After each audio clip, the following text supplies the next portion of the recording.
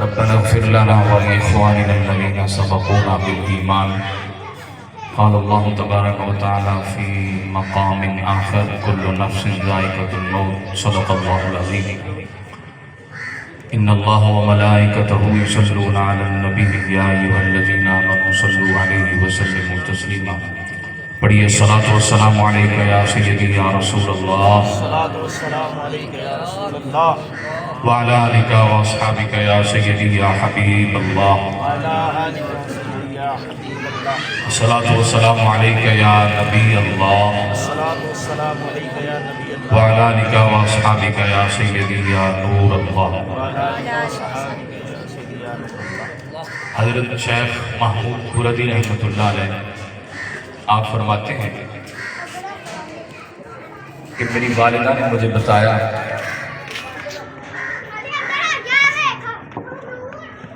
کہ جو ان کے نانا جان تھے حضرت شیخ محمود قردی رحمۃ اللہ علیہ، انہوں نے اپنی بیٹی یعنی حضرت شیخ محمود قردی رحمۃ اللہ علیہ کی جو والدہ تھی ان کو وصیت کی کہ جس وقت میرا وصال ہو جائے، جب مجھے غسل دے دیا جائے اور کفن پہنا دیا جائے تو چھت کے اوپر سے ایک سبز رنگ کا رکا میرے کفن پر گرے گا، تو اس سبز رنگ کے رکے کو میرے کفن کے ساتھ رکھ کر اور اس کے ساتھ مجھے دفن کر دینا. یہ علم اللہ اپنے بندوں کو موت سے پہلے عطا فرما دیتا ہے. شیخ محمود قردی رحمۃ اللہ علیہ کے جو نانا جان تھے ان کو اپنے وصال سے پہلے ہی یہ معلوم ہو گیا تھا کہ جیسے ہی میرا وصال ہوگا ابھی مجھے قبر میں رکھا نہیں جائے گا کہ میرے کفن پر ایک رکا گرے گا. یہ بھی معلوم ہے کہ رکا گرے گا اور پھر اس کا رنگ بھی بتا دیا، ان میں سبز رنگ کا رکا ہوگا اور پھر اس رکے کے اوپر جو کچھ لکھا ہوگا. حضرت شیخ محمود قردی رحمۃ اللہ علیہ کے نانا جان نے اپنی بیٹی کو وہ بھی بتا دیا. لکھا کیا ہوگا؟ ہذہ براءۃ محمد العالم بعلمہ من النار. شیخ محمود قردی رحمۃ اللہ علیہ کے جو نانا جان تھے انہوں نے بتایا کہ رکا گرے گا، رنگ سبز ہوگا اور اس کے اوپر لکھا ہوگا کہ محمد جو کہ عالم ہیں، اللہ تعالیٰ نے ان کے علم کی وجہ سے ان کو جہنم سے آزاد کر دیا. علم کی وجہ سے جہنم سے آزادی مل گئی. اب یہ کمال نہیں تو اور کیا ہے؟ ایک ہوتا ہے کہ اکیلے شخص کو اپنی بخشش کا پتہ قبر میں جانے سے پہلے پتہ چل جانا، اور ایک ہے کہ ایک شخص کے ساتھ اس کے اہل و عیال کو، اس کے گھر والوں کو بھی اس کے بارے میں معلوم ہو جانا کہ جانے والا اللہ کا نیک بندہ ہے اور بخشش کا پروانہ پہلے جاری ہو چکا ہے. تو حضرت شیخ محمود قردی رحمۃ اللہ علیہ کے نانا جان فرماتے ہیں رکا میرے ساتھ دفن کر دینا، اور رکے کے اوپر لکھا ہوگا کہ یہ جو میت ہے جس کا نام محمد ہے، اس کو اللہ رب العزت نے جہنم سے آزادی کا سرٹیفکیٹ عطا فرما دیا. ابھی شیخ محمود قردی رحمۃ اللہ علیہ کے جو نانا جان ہیں وہ قبر کے اندر پہنچے نہیں، عرش سے خوشخبری کا سندیشہ پہلے ہی آ گیا. اور پھر یہ کمال نہیں تو اور کیا ہے کہ اللہ جس کو چاہے اس کے وصال سے پہلے اس کو خبردار کر دیتا ہے. اللہ جس کو چاہے وصال سے پہلے اس کو بتا دیتا ہے کہ تو میرے پاس آ رہا ہے، قبر میں بعد میں جائے گا، خوشخبری میں تمہیں جنت کی پہلے دے رہا ہوں. حضرت شیخ محمود قردی رحمۃ اللہ علیہ فرماتے ہیں میں نے اپنی والدہ سے پوچھا اتنا کون سا خوبصورت عمل تھا کہ جس کی وجہ سے میرے نانا جان کے لیے قبر میں جانے سے پہلے بخشش کا رکا جاری کر دیا گیا. اب وہ کہاں سے گرا اللہ بہتر جانتا ہے کہاں سے گرا، لیکن اللہ نے اپنے بندے کو علم دے دیا تھا کہ گرے گا، اور وصیت کر کے جانا کہ جو گرنے والا ہوگا اس کو سائڈ میں نہ رکھنا بلکہ قبر میں میرے ساتھ دفن کر دینا، تاکہ فرشتے جب پوچھیں تو ان کو یہ رکا دکھا دیا جائے کہ یہ وہ ہے جو عرش کی طرف سے آیا ہے. تو حضرت شیخ محمود قردی رحمۃ اللہ علیہ فرماتے ہیں میں نے اپنی امی جان سے پوچھا کہ نانا جان کا کون سا خوبصورت عمل تھا کہ جس کی وجہ سے اللہ نے ان کے لیے جہنم سے آزادی کا سرٹیفکیٹ جاری فرما دیا، جہنم سے آزادی مل گئی۔ تو حضرت شیخ محمود قردی رحمۃ اللہ علیہ کے جو نانا جان ہیں ان کا عمل بتاتے ہوئے حضرت شیخ محمود قردی رحمۃ اللہ علیہ کی والدہ نے بتایا ان کا عمل یہ تھا کہ وہ کثرت سے اللہ کا ذکر کرتے تھے اور اللہ کے ذکر کے ساتھ مع کثرت الصلاۃ علی النبی صلی اللہ علیہ وسلم کثرت سے اللہ کا ذکر کرتے تھے اور اللہ کے ذکر کے ساتھ سب سے زیادہ نبی کریم صلی اللہ علیہ وسلم پر درود پڑھتے تھے مع کثرت الصلاۃ علی النبی صلی اللہ علیہ وسلم۔ کہ یہ کمال نہیں تو اور کیا ہے کہ ذکر ہو اللہ کا اور ساتھ مصطفیٰ کا ذکر ہو اور مصطفیٰ کی ذات پر درود ہو۔ اللہ رب العزت کرم کیسے کرتا ہے جو ادھر بیٹھ کر مصطفیٰ کی محبت کو سینے میں بسا لیتا ہے، جب گرم ہوتا ہے تو حالات بدل جاتے ہیں۔ اور کیسے حالات بدلتے ہیں؟ ایک ہے بندے کو خود پتا چل جائے کہ میری بخشش ہو چکی ہے، اور ایک یہ ہے کہ بندہ بتا کر جائے کہ میں جو جانے والا ہوں میری بخشش کا جو سبب ہے، جو ذریعہ ہے، میں کثرت سے سرکار پر درود پڑھتا تھا۔ میں جا رہا ہوں اور بتا کر جا رہا ہوں کہ جب کوئی ان کا ہو جاتا ہے تو اس کے لیے عرش سے خوشخبری آ رہی ہے مع کثرت الصلاۃ علی النبی صلی اللہ علیہ وسلم کہ میری بخشش کا سبب کیا ہے، میری بخشش کی وجہ کیا ہے، میری بخشش کا ذریعہ کیا ہے۔ حالانکہ شیخ محمود قردی رحمۃ اللہ علیہ کے نانا جان یہ بھی تو کہہ سکتے تھے میں پکا نمازی ہوں، میں پکا حاجی ہوں، میں روزے رکھتا تھا، صدقہ و خیرات کے اندر میرا کوئی ثانی نہیں تھا، ہر اعتبار سے میں کمال کرتا تھا۔ حضرت شیخ محمود قردی رحمۃ اللہ علیہ کے نانا جان یہ بھی تو بتا سکتے تھے، لیکن فقط اتنا سبب ہے ان ایک آدھے بسم محشر کا کہ ان کی شان محبوبی دکھائی جانے والی ہے۔ مطلب یہ ہے اگر بخشش ملنی ہے تو وہ مصطفیٰ کے وسیلے سے، اگر ذریعہ نجات کوئی چیز بننی ہے وہ نبی پاک صلی اللہ علیہ وسلم کی محبت ہے۔ اس لیے کثرت سے نبی پاک صلی اللہ علیہ وسلم پر درود پڑھنا چاہیے۔ صلو علی الحبیب صلی اللہ تعالی علیہ وسلم۔ بزرگ فرماتے ہیں الموت جسر یوصل الحبیب الی الحبیب، موت ایک پل ہے جو کہ حبیب کو حبیب سے ملاتا ہے۔ یہ حقیقت ہے، اس کا کوئی انکار نہیں کر سکتا۔ تو یہ کیفیت ہے جو تھوڑے وقت کے لیے طاری ہوتی ہے۔ مثال کے طور پہ جو فرمایا گیا الموت جسر یوصل الحبیب الی الحبیب، کہ جو موت ہے وہ حبیب کو حبیب سے ملاتی ہے، یعنی ایک پل ہے۔ تو ظاہر ہے کہ جب کسی جگہ کو ہم کراس کرتے ہیں، سہارا پل کا لیتے ہیں، ادھر بھی وہی جگہ ہوتی ہے ادھر بھی وہی جگہ ہوتی ہے۔ مطلب یہ کہ ایک مختصر سی ایک لمحہ ہوتا ہے، ایک کیفیت ہوتی ہے جو بندے پر طاری ہوتی ہے، پھر ویسے کی ویسی ہو جاتی ہے۔ تو الموت جسر یوصل الحبیب الی الحبیب۔ اور عقیدے کے اعتبار سے اگر دیکھا جائے تو سورۃ البقرہ کی آیت نمبر 177 کے اندر یہ سارا جو نا وہ بیان کیا گیا ہے عقائد کے اعتبار سے، اور جو سب سے آخری عقیدہ بیان کیا گیا ہے اس کو عقیدہ آخرت کہا جاتا ہے۔ اور عقیدہ آخرت کا تعلق کیا ہے؟ عقیدہ آخرت یعنی موت سے لے کر جنتیوں کے جنت میں داخل ہونے تک اور جہنمیوں کے جہنم میں جانے تک، اس چیز کا نام ہے عقیدہ آخرت۔ اور عقیدہ آخرت کے اعتبار سے، اور یہ بھی اگر دیکھا جائے کہ آخرت کا مطلب کیا ہے کہ آخرت کی طرف سفر کرنا۔ اور جب بھی کوئی مسافر سفر کرتا ہے تو ساز و سامان ساتھ لے کر جاتا، زادِ راہ ساتھ لے کر جاتا۔ تو اگر زادِ راہ ساتھ لے کر نہ جائے تو اس کو پریشانی کا سامنا کرنا پڑے گا، وقتی طور پر اس کو کافی پریشانی ہوگی کہ سامان ساتھ نہیں ہے، زادِ راہ ساتھ نہیں ہے، تو لہذا آگے سفر کیسے کرے؟ مسافر ہیں کہ چند لمحے وہ ہیں جو زمین کے اوپر ہیں، پھر زیادہ لمحے وہ ہیں جو زمین کے نیچے ہیں۔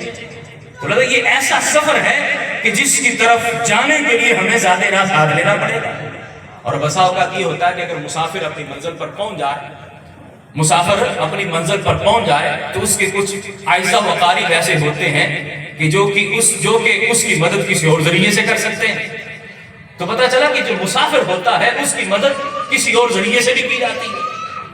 اور کسی اور ذریعے کے اعتبار سے اگر دیکھا جائے جو عقیدہ آخرت ہے کہ ایک شخص جب آخرت کی طرف صبر کرتا ہے اب اس کی جو مدد کرنی ہے وہ کس ذریعے سے کرنی ہے، تو ان میں سے مدد کے اعتبار سے جو سب سے بہترین ذریعہ ہے وہ دعا ہے۔ جو میں نے آیت کریمہ پڑھی، اللہ فرماتا ربنا وَلِإِخْوَانِنَا الَّذِينَ سَبَقُونَا بِالْإِيمَانِ، اے ہمارے رب بخش دے ان کو جو ایمان کے اعتبار سے ہم سے سبقت لے گئے، جو ایمان کی حالت میں چلے گئے، جو مومنین تھے اور ان کا مثال ہو گیا۔ اب ان کے لیے دعا کرنے کا حکم اللہ رب العزت نے خود فرمایا کہ ان کے لیے دعا کی جائے۔ اور اگر اس آیت کو سمجھنے کے لیے حدیث کا سہارا لیا جائے تو نبی پاک صلی اللہ علیہ وسلم نے فرمایا الدعاء مخ العبادت، دعا عبادت کا مغز ہے، دعا عبادت کا مغز ہے۔ نماز بھی فرض ہے، روزہ بھی فرض ہے، حج بھی فرض ہے، زکوٰۃ بھی فرض ہے۔ اور اگر دیکھا جائے ان تمام فرائض کا کثرت کے اعتبار سے تعلق اپنی ذات کے ساتھ ہے۔ ایک شخص جب نماز پڑھتا ہے، فریضہ ادا کرتا ہے، جسمانی پاکی بھی ملتی ہے، رب ذوالجلال کی رضا بھی ملتی ہے۔ حج کے اعتبار سے دیکھا جائے تو حج سابقہ گناہوں کو جو نا وہ مٹا دے، اعتبار سے دیکھا جائے تو زکوٰۃ مال کو پاک کرتی ہے۔ روزے کے اعتبار سے دیکھا جائے تو اللہ فرماتا روزہ میرے لیے، میں اس کی جزا ہوں۔ یعنی اگر تمام فرائض کو دیکھا جائے تو ان کے اندر اگر غور کیا جائے تو ان تمام اعمال کا کثرت کے اعتبار سے تعلق اپنی ذات کے ساتھ ہے، عبادت ہے۔ اور اللہ کے رسول صلی اللہ علیہ وسلم فرماتے ہیں یہ جو عبادت ہے، یہ جو فرائض ہے، ان کا اگر کوئی مغز ہے وہ دعا ہے۔ کیوں مغز کہا نبی پاک صلی اللہ علیہ وسلم نے؟ اس لیے کہ دعا ایک ایسی چیز ہے کہ جس کا تعلق بندے کی اپنی ذات کے ساتھ بھی ہوتا ہے اور جس کا تعلق دوسروں کی ذات کے ساتھ بھی ہوتا ہے۔ اب رسول اللہ صلی اللہ علیہ وسلم کا فرمانے عالی شان ہے، نبی پاک صلی اللہ علیہ وسلم نے فرمایا کہ جب کوئی شخص اپنے لیے دعا کرتا ہے، کسی اعتبار سے بھی دعا کرتا ہے، یہ تو اللہ کے رسول جو ہیں وہ ان کی آنکھ دیکھ سکتی ہے اور ان کے کان سن سکتے ہیں۔ سرکار نے فرمایا جب بھی کوئی صاحب ایمان والا اپنے لیے دعا کرتا ہے، معذرت، جب کوئی صاحب ایمان کسی کے لیے دعا کرتا ہے تو فرشتے اللہ کی بارگاہ میں عرض گزار ہوتے ہیں مالک یہ دعا اس بندے کے حق میں بھی قبول فرما لے، اس بندے کے حق میں بھی قبول فرما لے۔ وہ نوری فرشتے جو پل بھر کے لیے گناہ نہیں کر سکتے، ان کی زبان سے اگر نکل جائے یا اللہ یہ جو شخص دعا کر رہا ہے، کسی کے لیے دعا کر رہا ہے، اس کے حق میں بھی قبول فرما لے، یہ نہیں کہا کہ اس کے حق میں ہی قبول فرما لے۔ تو مطلب یہ ہے کہ جب فرشتے کہتے ہیں اور آمین کہتے ہیں، اللہ کی بارگاہ میں دعا کرتے ہیں، اے مالک یہ جو شخص دعا کر رہا ہے اس کے حق میں بھی قبول فرما لے۔ پتہ چلا جو شخص کسی کے لیے دعا کرتا ہے چاہے وہ دنیا میں ہو یا جا چکا ہو، اللہ رب العزت اس دعا کو اس کے جو افراد ہیں جو دنیا سے جا چکے ہیں یا دنیا میں موجود ہیں، اللہ رب العزت ان کے حق میں بھی قبول فرماتا ہے اور اس دعا کرنے والے کے حق میں بھی قبول فرما لیتا ہے۔ اور اللہ فرماتا ہے ادعونی استجب لکم، دعا کرو میں قبول کروں گا۔ سرکار نے فرمایا الدعاء نور السماوات والارض، دعا زمین و آسمان کا نور ہے۔ اور اگر سورۃ نور کو اٹھا کر دیکھا جائے 18واں پارہ، سورۃ نور کے اندر اللہ فرماتا ہے اللہ نور السماوات والارض، کہ زمین و آسمان کا نور تو اللہ ہے۔ اور ادھر سرکار فرما رہے ہیں کہ الدعاء نور السماوات والارض، کہ دعا زمین و آسمان کا نور ہے۔ تو پتا چلا کہ اگر زمین و آسمان کا نور اللہ کی ذات ہے تو دعا کو مصطفیٰ نے بتا دیا کہ دعا بھی زمین و آسمان کا نور ہے۔ کیا مطلب ہے؟ جب کوئی محب اپنے محبوب سے مانگتا ہے تو اللہ کے وہ اتنے قریب ہو جاتا ہے کہ اللہ نے کہا زمین و آسمان کا نور میں ہوں۔ جب کوئی بندہ ہاتھ اٹھا کر اپنے لیے یا کسی کے لیے دعا کرتا ہے اللہ کا قرب اتنا ملتا ہے، وہ اللہ کے قریب اتنا ہو جاتا ہے۔ سرکار نے فرما دیا الدعاء نور السماوات والارض۔ نعرہ تکبیر، نعرہ رسالت، نعرہ رسالت۔ ادعونی استجب لکم، کوئی قید نہیں ہے، رات کو کرو دن کو کرو، 40 دن کے بعد کرو، 2 دن کے بعد کرو، 5 دن کے بعد کرو، جو نا وہ اس گھنٹے میں کرو، اس منٹ میں کرو، فلاں وقت کرو، فلاں وقت کرو، نہیں، مطلق اللہ نے فرمایا ادعونی استجب لکم، دعا کرنا تمہارا کام ہے، قبول کرنا میرا کام ہے۔ اجیب دعوت الداعی اذا دعانی فلیستجیبوا لی وليؤمنوا بی لعلهم یرشدون واذا سألک عبادی انی فانی قریب. اے حبیب جب بندے پوچھتے ہیں کہ اللہ سے دعا کیسے کی جائے, کیسے قبول کرتا ہے, حبیب بتا دیجئے اذا سألک عبادی انی فانی قریب, میں ان کے اتنا قریب ہو جاتا ہوں جس کی عکاسی مصطفیٰ اس فرمان سے کر رہے ہیں, الدعاء نور السماوات والارض, اللہ بھی زمین و آسمان کا نور ہے, دعا بھی زمین و آسمان کا نور ہے. مطلب یہ ہے کہ دعا کرنے والے کو محبوب کا قرب اتنا مل جاتا ہے کہ جو زبان سے لفظ نکلتے ہیں زبان حرکت بعد میں کرتی ہے, اللہ قبول پہلے فرما دیتا ہے. سبحان اللہ سبحان اللہ. اور پھر فرمایا الدعاء عماد الدین, سرکار نے فرمایا دعا دین کا ستون ہے, دعا دین کا ستون ہے. نماز کو دین کا ستون کہا گیا. فرمایا من اقامہا اقام الدین, جس نے نماز قائم کی اس نے اپنا دین بچا لیا. ومن ہدمہا فقد ہدم الدین, جس نے نماز چھوڑ دی اس نے اپنے دین کو جو نا وہ چھوڑ دیا. مطلب یہ ہے کہ دعا کے بارے میں سرکار نے فرمایا دعا عماد الدین, دین کا ستون ہے. اب ایک شخص ہے اس سے اپنے بارے میں سوال ہونا ہے کہ تیرا دین کیا ہے, اس نے یہ کہنا ہے میرا دین اسلام ہے. اب وہ اس چیز کا پابند تو نہیں ہے کہ ساتھ والے جتنے قبر میں لیٹے ہوئے ہیں ان کا بھی جواب دیتے ہیں جتنے لیٹے ہوئے ہیں ان کا بھی دین اسلام ہے. اب اس نے بات جو اپنی کرنی ہے, سوال اس سے کیا جا رہا ہے کہ تیرا دین کیا ہے, وہ کہتا ہے کہ میرا دین اسلام ہے. تو حدیث پاک کا مفہوم سرکار دو عالم صلی اللہ علیہ وسلم نے دعا عماد الدین, مطلب یہ ہے کہ جو سارا دین کا دار و مدار ہے یہ دعا پر ہے. اگر تم نے دین کو بچانا ہے, نماز کو بچانا ہے, دیگر چیزوں کو بچانا ہے, اللہ سے زوال نعمت سے بچنے کی دعا کی جا, یا اللہ مجھے زوال نعمت سے بچا. تو دعا کو دین کا ستون کہا گیا. اور دعا دین کا ستون ہے, دعا دین کا ستون ہے. کسی انداز میں ستون ہے کہ بندے سے سوال دین کے بارے میں ہونا ہے. اور پھر دین کیا ہے, دین کے اعتبار سے کرتے چاہے دین کو بچانا ہے, دین کو محفوظ کرنا ہے, اس لیے کہ قبر میں اس کے بارے میں سوال ہوگا. اور جب یہ دین محفوظ ہو گیا تو رسول اللہ صلی اللہ علیہ وسلم کی پہچان آسان ہو جائے, اس لیے کہ دین نے تو سرکار کی پہچان کروانی ہے. جب دین سرکار کی پہچان کروائے گا تو مصطفیٰ ہاتھ پکڑ کے جنت میں لے گا. ربنا ولاخواننا الذین سبقونا بالایمان, اپنے مومنین کے لیے دعا کرنی ہے. یہ نہیں کہا گیا کہ مومن مر جائے تو دعا کرنی ہے, یہ نہیں کہا گیا کہ مومن چھوٹا ہو تو دعا کرنی ہے, یہ نہیں کہا گیا کہ مومن جوان ہو تو دعا کرنی ہے, یہ نہیں کہا گیا کہ مومن بڑھاپے میں چلا جائے تو دعا کرنی ہے. مطلقاً فرمایا کہ مومنین کے لیے دعا کرنی ہے. اور رسول اللہ صلی اللہ علیہ وسلم کا فرمان ہے امت مرحومۃ, میری امت تو ہے ہی مرحومہ. فرمایا یدخل قبورها بذنوبها, سرکار نے فرمایا میری امت قبروں میں داخل ہوگی تو کندھوں پر گناہوں کے بوجھ ہوں گے. فرمایا تخرج قبورها لا ذنوب علیها, فرمایا جب بروز محشر میری امت قبروں سے نکلے گی جائے گی تو گناہوں کے بوجھ ہوں گے, لیکن جب کندھے پر کوئی گناہ باقی نہیں رہے گا. اور پھر وضاحت فرمائی کہ وہ گناہ جائیں گی کدھر, کیا وہ قبر میں کھڑا ہو کر, کیا وہ قبر میں زکات ادا کرتا رہا, کیا وہ قبر میں صدقہ و خیرات ادا کرتا رہا, اگر بالفرض یہ کرتا رہا تو کیا اس نماز کا اس کو اجر دیا جائے؟ وہ تو دار الجزا ہے, دار العمل تو دنیا تھی. جس طرح رسول اللہ صلی اللہ علیہ وسلم نے فرمایا مررت علی قبر موسیٰ, میں حضرت موسیٰ علیہ السلام کی قبر کے پاس سے گزرا, وہ قبر میں کھڑے ہو کر نماز پڑھ رہے تھے. تو اگر آج کبھی کوئی مسلمان اتنا پکا قاری ہو, قرآن پڑھتا رہے قبر کے اندر, تو کیا قرآن پڑھنے کا اس کو ثواب ہے؟ کیونکہ وہ تو دار الجزا ہے. اب یہ قرآن کی محبت ہے اور اس کی قرآن سے محبت ہے کہ قرآن اس کا ساتھ قبر میں بھی نہیں چھوڑ رہا. اب یہ نماز کی محبت ہے کہ نماز اس کا ساتھ قبر میں بھی نہیں چھوڑ رہی. یہ تو نماز کی محبت ہے اور اس کی نماز کے ساتھ محبت ہے. لیکن یہ یاد رکھیں کہ جب بھی کوئی عمل وہ کرے گا قبر کے اندر اس کا ثواب نہیں اس کو ملے گا, اور نہ ہی اس کی بدولت اس کی گناہ جو ہے نا وہ مٹیں گے, کیونکہ وہ تو دنیا سے جا چکا ہے.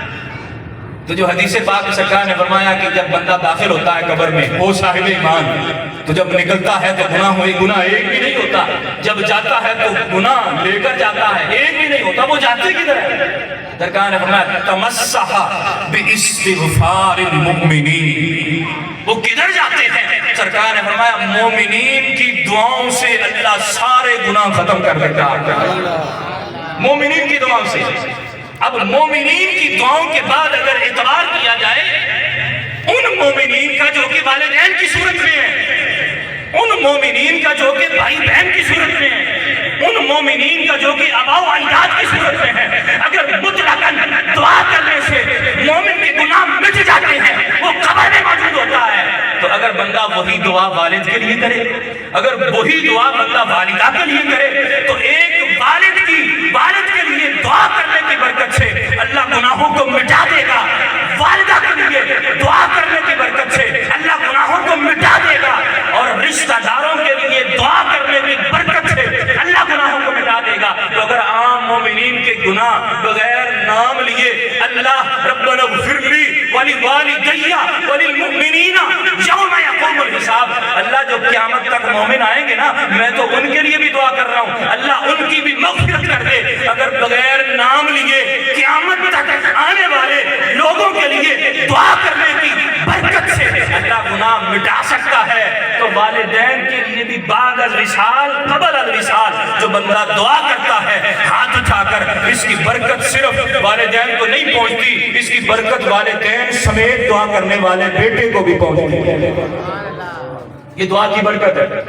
حدیث پاک کا مفہوم رسول اللہ صلی اللہ علیہ وسلم نے فرمایا من ترک دعاء الوالدین فإنہ ینقطع عنہ الرزق، جو والدین کے لیے دعا کرنا چھوڑ دیتا ہے نا، اللہ اس کا رزق منقطع کر دیتا ہے، بے برکتی آ جاتی ہے۔ رزق کا وعدہ اللہ نے کیا ہے، لیکن اللہ فرماتا ہے میں دیتا ضرور ہوں لیکن پیاروں کے صدقے سے دیتا ہوں، دیتا ضرور ہوں لیکن پیاروں کے صدقے سے دیتا ہوں۔ ایک سچا نے فرمایا امت مرحومت، میری امت ہے ہی مرحومہ، میں قبروں میں داخل ہوگی گناہوں کے ساتھ، نکلے گی گناہوں کے بغیر۔ اور پھر فرمایا جب بھی بندے کو قبر میں رکھا جاتا ہے تو سب سے زیادہ بندے پر رحم اللہ اس وقت کرتا ہے جب اس کو قبر میں رکھا جاتا ہے، کہ وہ 70 ماؤں سے بڑھ کر پیار کرتا ہے۔ جو 70 ماؤں سے بڑھ کر پیار کرے، دنیا کے اندر تو دلاسا دینے والے بڑے ہوتے ہیں، لیکن اللہ چونکہ بندے سے پیار کرتا ہے، پھر اللہ کہتا ہے اب تو اس کے ساتھ کوئی نہیں، اگر نیک عمل لے کے آئے گا تو قبر اس کی روشن ہونی ہے، لہذا اللہ سب سے زیادہ اس پر رحم کرتا ہے۔ آخری بات کر کے میں گفتگو ختم کرتا ہوں۔ اس حدیث کو جو میں نے بیان کیا اس کے اندر کوئی قید نہیں ہے کہ جب بندہ فوت ہو جائے اس کے دوسرے دن دعا کی جائے تو قبول ہوگی یا قبول نہیں ہوگی، اس کے اندر کوئی قید نہیں ہے کہ 40 دنوں کے بعد دعا کی جائے تو قبول ہوگی یا نہیں ہوگی، اس کے اندر کوئی قید نہیں ہے کہ جناب سال بعد دعا کی جائے تو قبول ہوگی۔ مطلقاً فرمایا جب بھی استغفار بندہ مومنین کے لیے کرتا ہے اللہ اس کے حق میں بھی قبول فرماتا ہے اور دوسروں کے حق میں بھی قبول فرماتا ہے۔ حضرت امام جعفر صادق رحمۃ اللہ علیہ کی بارگاہ میں ایک شخص آیا، کچھ پیسے دیے حضرت امام جعفر صادق رحمۃ اللہ علیہ نے، کہا کہ میں کسی کام جا رہا ہوں، یہ پیسے ہیں، میں یہ چاہتا ہوں کہ آپ میرے لیے ایک مکان خرید لیں تاکہ جس کے اندر میں زندگی بسر کر سکوں۔ وہ شخص اپنے کام سے فارغ ہو کے جب واپس آیا، آگے حضرت امام جعفر صادق رحمۃ اللہ علیہ کے پاس، جن کو صادق ہی سچا ہونے کی وجہ سے کہا جاتا ہے، آگے حضرت امام جعفر صادق رضی اللہ تعالیٰ عنہ کے پاس آ کر کہنے لگا حضور میں آپ کو پیسے دے کر گیا تھا، میرے لیے مکان خرید لیا؟ تو حضرت امام جعفر صادق رحمۃ اللہ علیہ فرماتے ہیں ہاں خرید لیا ہے۔ تو حضرت وہ عرض کرنے لگا حضور کہاں خریدا ہے؟ تو حضرت امام جعفر صادق رحمۃ اللہ علیہ فرمانے لگے میں نے تیرے لیے جنت میں گھر خرید لیا، جنت میں گھر خرید لیا۔ اب وہ بھی پکا محب آل رسول تھا کہ کتنا خوبصورت جملہ حضرت شیخ سعدی رحمۃ اللہ علیہ فرماتے ہیں خدایا خدایا، یہ تو نام ہے نا بندوں کے، خدایا بحق بنی فاطمہ کہ بر قول ایمان کنی خاتمہ، اگر دعوتاً رد کنی ور قبول منو دست دامان آل رسول، دعا میری کرنی ہے، آگے تو قبول کرے یا رد کرے یہ تو تیری مرضی ہے، بس منو دست دامان آل رسول، میں نے آل رسول کا دامن تھام لیا ہے۔ تو وہ امام جعفر صادق کے بعد آ کر حضور مکان کی طرف جنت میں خرید لیا ہے، اور پھر کیفیت بھی بتائی، فرمایا جنت میں نے جہاں گھر خریدا ہے نا اس کا ایک کونا مصطفیٰ سے ملتا ہے، اور دوسرا کونا مولا مرتضیٰ سے ملتا ہے، اور تیسرا کونا مولا حسن سے ملتا ہے، اور چوتھا کونا مولا حسین سے ملتا ہے۔ جنت میں گھر خریدنے والے امام جعفر صادق ہیں۔ اب وہ شخص یہ نہیں کہہ رہا کہ حضور یہ کیا بات ہوئی، وہ تو محب آل رسول تھا نا، حضور میں نے تو دنیا میں گھر خریدنے کے لیے بات کی تھی، آپ نے جنت میں گھر خرید لیا ہے، یہ کیا بات ہوئی؟ آپ تو جنت میں گھر خرید رہے ہیں. وہ اعتراض نہیں کیا اس نے باقاعدہ کہا کہ حضور میں ثبوت چاہتا ہوں تاکہ کل اللہ کی بارگاہ میں دکھا سکوں. حضرت امام جعفر صادق رحمۃ اللہ علیہ کے پاس اس نے عرض کی حضور مجھے نا یہ بات لکھ کر دے دے کہ میں نے تیرے لیے جنت میں گھر خرید لیا. تو حضرت امام جعفر صادق رحمۃ اللہ علیہ اس وقت کی جو عربی زبان اس کے مطابق لکھ لیا. وہ شخص گھر آیا, اس نے گھر آ کر وہ رک کر سنبھال کر رکھ دیا اور اپنے گھر والوں کو وصیت کر دی کہ جس وقت میں دنیا سے جاؤں نا اس رکے کو میرے ساتھ دفن کرنا ہے, اس رکے کو میرے ساتھ دفن کر دینا ہے. تو حسب وصیت جس وقت ان کا وصال ہوا ان لوگوں نے یعنی ان کے گھر والوں نے اس رکے کو اس میت کے ساتھ دفن کر دیا. جب دفن کر دیا صبح ہوئی واپس آئے تو وہی رکا جو ہے نا وہ قبر کے اوپر پڑا ہوا تھا.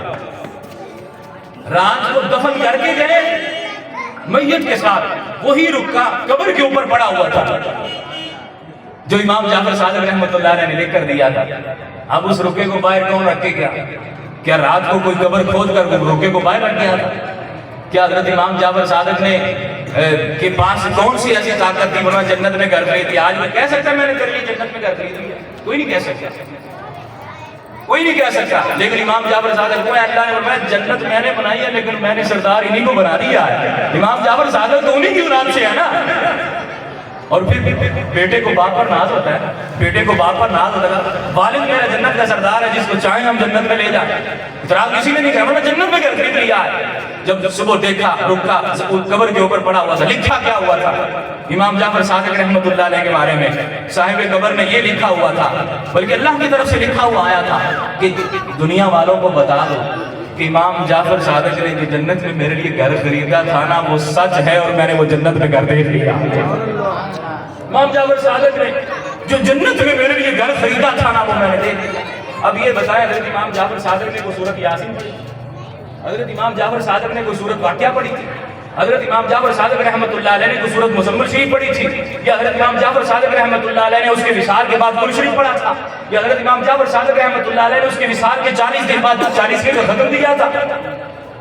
حضرت امام جعفر صادق رحمۃ اللہ علیہ نے کوئی قرآن نہیں پڑھا تھا. اس وقت کی جو عربی زبان تھی, عربی زبان کے اندر حضرت امام جعفر صادق نے صرف اتنی بات لکھی تھی کہ اس بندے کے لیے میں نے جنت میں گھر خرید لیا ہے, میں نے جنت میں اس کے لیے گھر خرید لیا ہے. حضرت امام جعفر صادق کے بارے میں وہ صاحب قبر اعلان کر رہا ہے, لوگوں کو بتا دو کہ امام جعفر صادق رحمۃ اللہ علیہ نے جنت میں میرے لیے جو گھر خریدا تھا نا اس گھر کو میں نے دیکھ لیا ہے. تو پتا چلا کہ جنت کے گھر اللہ رب العزت جیسے ہی بندہ قبر میں جاتا ہے تو دکھا دیتا ہے. اور یہ بھی پتا چلا کہ جو بھی پڑھ کر احسان کیا جائے اللہ رب العزت وہ میت کو ضرور پہنچاتا ہے. اگر حضرت امام جعفر کا تعلق آل رسول سے ہو, آل رسول ہو, اللہ اس کی برکت سے اس کی قبر کو جنت کا گھرانہ بنا دیتا ہے. تو آج کوئی آل رسول ہو یا آل رسول کا غلام ہو, سورۃ یاسین پڑھتا ہے, قرآن شریف پڑھتا ہے, جو بھی ذکر و اذکار کرتا ہے اور پڑھ کر اظہار کرتا ہے, اگر امام جعفر صادق کا جو قول قرآن کا نہیں ہے, جو الفاظ قرآن کے نہیں ہیں, اگر امام جعفر کے وہ قول اتنے برکت ہو جاتے ہیں کہ اللہ اس کی برکت کو قبر میں بھی رکھتا ہے, قبر میں بھی اس کی برکت عطا فرماتا ہے. تو جو آج اجتماعی صورت میں, چاہے قرآن شریف کی صورت میں, چاہے چالیسویں کی صورت میں, چاہے سالانہ برسی کی صورت میں, چاہے ماہانہ ختم پاک کی صورت میں, چاہے ہفتہ وار ختم پاک کی صورت میں, چاہے روزانہ ختم پاک کی صورت میں, کسی بھی انداز میں, نماز کی صورت میں, صدقہ و خیرات کی صورت میں, کسی بھی انداز میں جو کچھ بھی کرتا ہے پڑھ کر اظہار کرتا ہے, اللہ پہنچاتا ہے, قبر میں اس کو راحت عطا فرماتا ہے. واخر دعوانا الحمدللہ.